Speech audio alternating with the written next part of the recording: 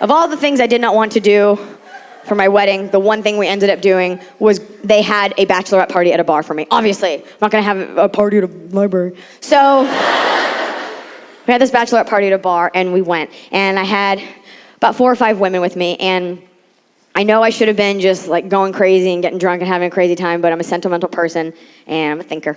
And I was looking at these girls, these women that some of whom I was related to, the rest of whom I've known my entire life. I've seen relationships come and go, and jobs and heartbreak and death and all of the landmarks and all the things that make us human. And I was with these girls and I realized that we had all been single. We'd all been on a journey together. And for me, that part of my journey with them stopped that night. I could still go to bars if my husband says it's okay. But like we've been going out for like a decade together, like looking for a good time, looking for a guy, and like that was it for me. And I thought that I get goosebumps thinking about it because like that chapter of my life was closed that night. And I think that there's something very poetic about the notion that at your bachelorette party, you are in effect picking up the ashen, lifeless body of your singlehood and laying it to rest where it was born. In a shitty bar.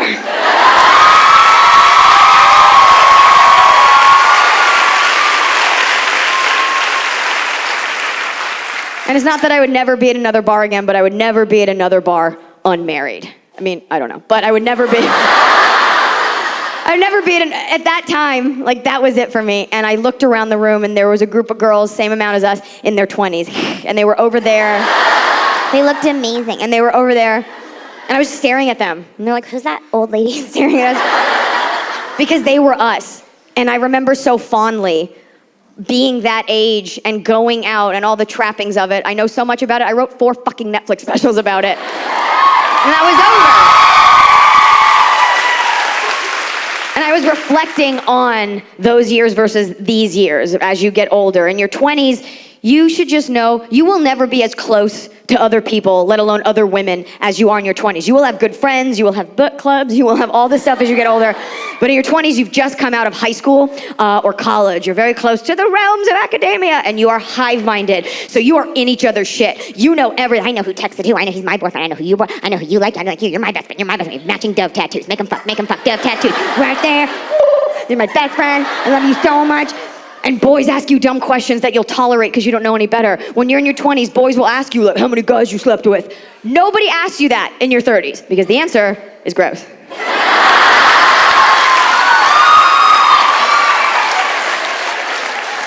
She's in the back. I've slept with so many dudes. I don't know.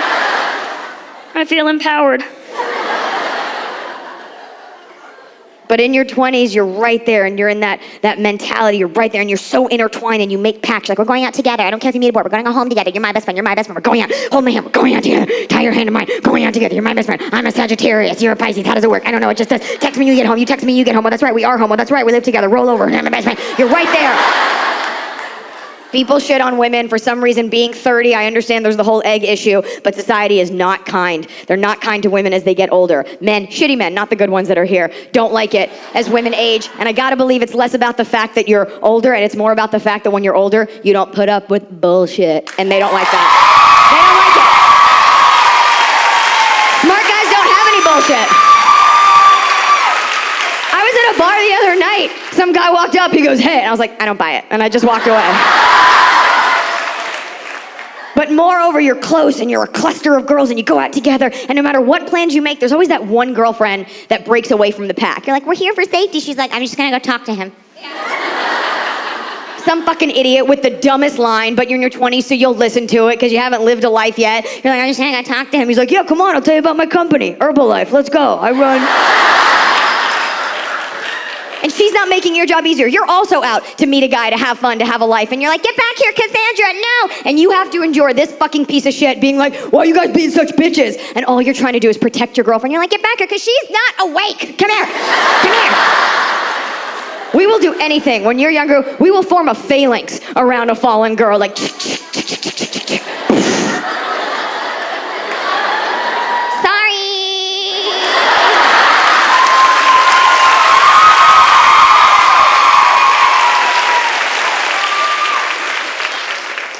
That noise right there is the anti-mating call of 20-something girls everywhere. Sorry. That's right, girls. Before there was RuPaul's Drag Race, bye, there was sorry. It's us protecting a girl who can't protect ourselves. Now, I wish I could tell you that that action is solely altruistic, and when we do it, it's just for the benefit of that girl. Unfortunately, oftentimes, the subtext of, you can't have her, is because you didn't want me. But that's a whole other lecture and special. In closing, girls, enjoy the sovereignty of the protection of other women when you're in your 20s, because guess what, chickens?